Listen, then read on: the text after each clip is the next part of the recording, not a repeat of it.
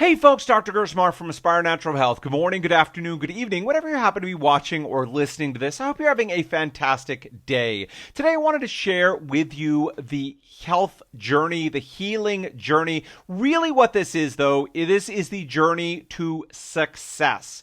The journey to success, and it applies across all aspects of our life. Now, in particular today, we're talking about health, but this also applies to anywhere else where we're trying to get success. We're trying to make big changes in our lives. And I first heard of this concept from a coach named Alex Hormozi, who works with gyms and is a business coach. When I saw this, I immediately thought, oh my gosh, these same concepts, I see them in play all of the time for our healing journey. So let's break it down. There are 5 steps to the healing journey. Now, the pre-step, let's call it step 0 here, is really we have a problem, right? In this case, we have digestive issues or we have autoimmunity going on. We have a problem for many of us, including myself. We've tried to ignore our problem for a while and we find out, gosh darn it, just ignoring the problem doesn't actually make it go away. So look, I really need to do something about this problem of mine. And that leads us to step 1. Step 1 is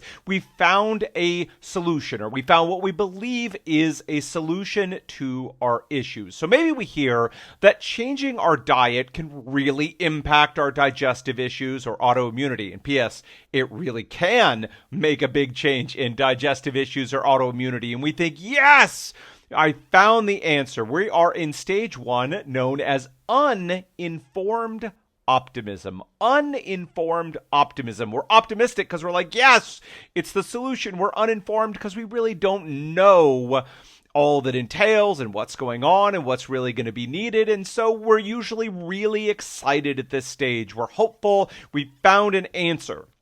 That quickly moves on to step 2, which is informed pessimism. So we go from uninformed optimism to informed pessimism. So we go, yes, changing my diet's going to fix my problems. And then we get into it and we realize what it's going to take and the changes and the effort that's going to be needed and all the different pieces. And suddenly we go, well, you know what? That's harder than I thought it was going to be. It's going to take more time, more money, more effort to do the things that I need to do than I first thought when I first ran into it and I was super pumped about what was going on. So again, this applies to all areas of our life. We're going to get a new job. And so at first, we look and we see what's there and it's like, yes. And then we realize, oh my gosh, I got to go back to school and I got to go do this training and I got to start at the bottom and work my way up to the top. And I've got all these things, right? So in all areas of our life where we're looking to make substantial changes, the reality is those changes are a lot more difficult than we want them to be, right? But it's true. So we move from step 1, uninformed optimism, to step 2, informed pessimism. Now, this is one of 2 places where we often will pull the ripcord and bail out, right? We find a solution. Oh my gosh, changing my diet is going to help my digestive issues or autoimmunity. We look into it a little bit more and we go, that looks like it's going to be a lot of work. So what do? Never mind. Let's move on to something else, right? We repeat step 1 and 2 over and over again because any real solution to a significant issue is going to take more time, money, energy, work, effort than we want it to. That's a reality. But if we don't bail out then we enter step 3, uninformed optimism, informed pessimism. Step 3, nicely named the Valley of Despair. The Valley of Despair. Sounding real good right now, isn't it? But it is the reality. Look, we have a problem. We find a solution. We begin to implement the solution. And the fact is that the results, what we're looking to get, are never as quick and as easy as we want them to be. In fact, a lot of times when we begin making effort, while we may see some initial improvement, and look, often within 30 to 90 days of beginning to coach and work with someone, they often are feeling better than they were before. But also at the same time, often we begin putting work in and we don't necessarily get immediate feedback. Here's a classic example I'm sure you've had as well. We rack up some debt because life happens, or we go on a vacation, or something happens, and we end up with a load of debt. Now, we want to start paying that debt off and getting rid of it. Now, most of us, we don't just have piles of cash hanging around that we can just pay off debt. We have to chip away at it. And what's the reality? At first, you're like, yes, I paid down this debt a little bit. It's less than it was yesterday. But then we realize that it's going to take weeks, or it's going to take months, or sometimes it's going to take years, or in the case of like mortgages or really big things, it could be decades to pay these things off, right? And it can feel like we're not making much of a difference. When you've made one payment, a second, and a third payment, feels like you've put in an awful lot of effort there, and you go to check the balance and you see, oh man, feels like it's barely moved anywhere. So we go through this phase called the Valley of Despair, which is where we're putting in effort. We're investing time. We're investing money. We're investing energy. We're doing the things that we need to be doing. We may not be seeing much in the way of results, or our initial results may not be what we're looking for. We may have tried something and it failed. Sometimes we see this happen, right? We give a treatment or suggestions for care for people that have worked for many, many people out there. And someone doesn't get results, or in fact, maybe occasionally things actually get worse because of that. It does happen sometimes. It doesn't mean everything's wrong, and it doesn't mean, here's the next piece, right, that there's a bailout here, and there often is a bailout. We've talked about how sometimes just hitting the stage of informed pessimism can cause us to bail out and go back to looking for other answers.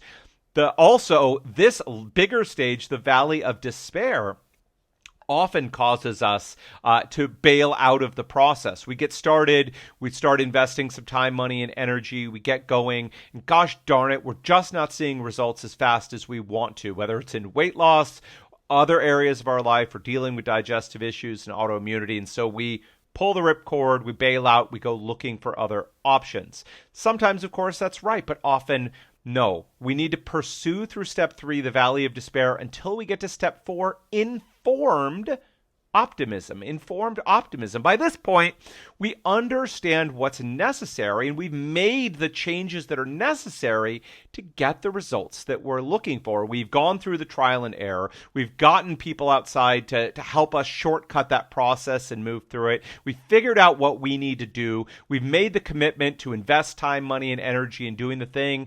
And so we reach a stage of informed optimism where we understand what's necessary and we know we can do it, and we do it.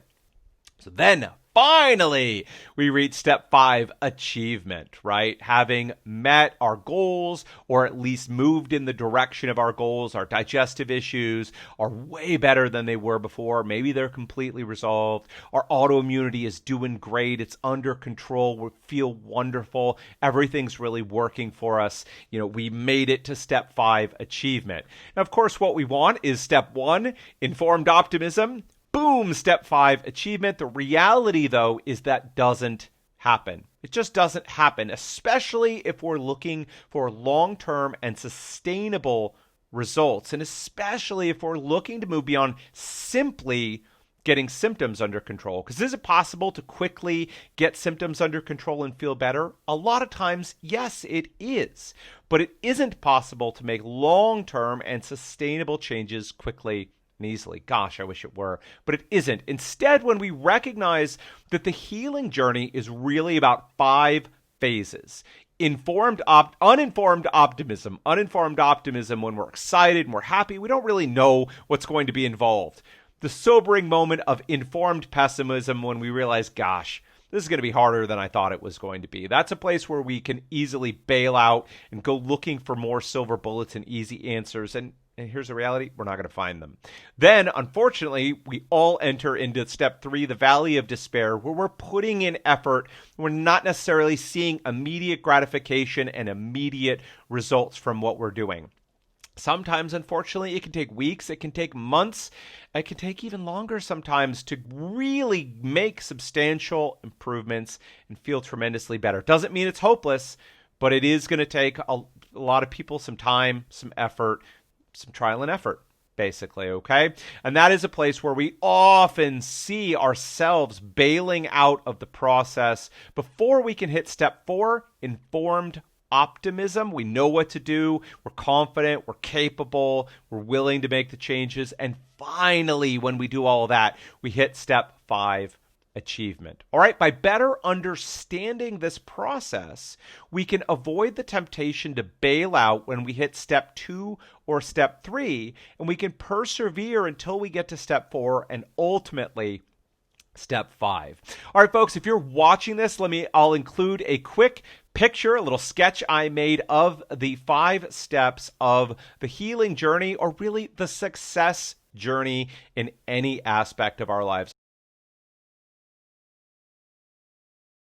So I hope you'll keep it front and center. And when you're looking to make any substantial changes in your life, when you're pumped and excited, recognize where you are. When you're in the valley of despair and things are challenging, recognize where you are. Know that you can get to step 5, achievement. If you'd like someone to help and guide you through the process, to help smooth the ups and downs, make it a little bit easier, to support and encourage you through the valley of despair, and shortcut the process so that you get to step 5 as fast as possible, let's have a chat. Let's have a conversation. If you're dealing with digestive issues and autoimmunity, you're friendly, open-minded, and coachable. Heck, you're sick and tired of being sick and tired, and now is the time to invest some time, money, and energy in getting better, in improving things, in working your own healing journey, and going from sick to healthy to thriving. Then reach out. Let's have a conversation. Let's see if we're the right fit to work together. If we are, we'll help to transform your life. And if we're not, that is okay. We are definitely not right for everyone. In fact, we turn away around 25% of the people who apply to work with us simply because we are not confident that we're going to take someone through the healing journey. We're going to get them to achievement. If we're not confident we can help someone, we're not going to work with them. We will do our best to help you find someone else who will be the right fit for you, who will be the person to help you. But it all starts with a conversation. So go to the website, aspirenaturalhealth.com. That's aspirenaturalhealth.com. Click on the button that says Ask About Price and Availability. That will tell you more about the way that we work, whether we have any availability. When you're watching this, we may or may not have any openings, and we may be on a wait list at the time, and what the investment looks like to work with us. If all of that sounds good, this sounds like the place for you, then I encourage you to press the second button that says Apply for Help. All right, folks, that is it for me today. Until next time, take care.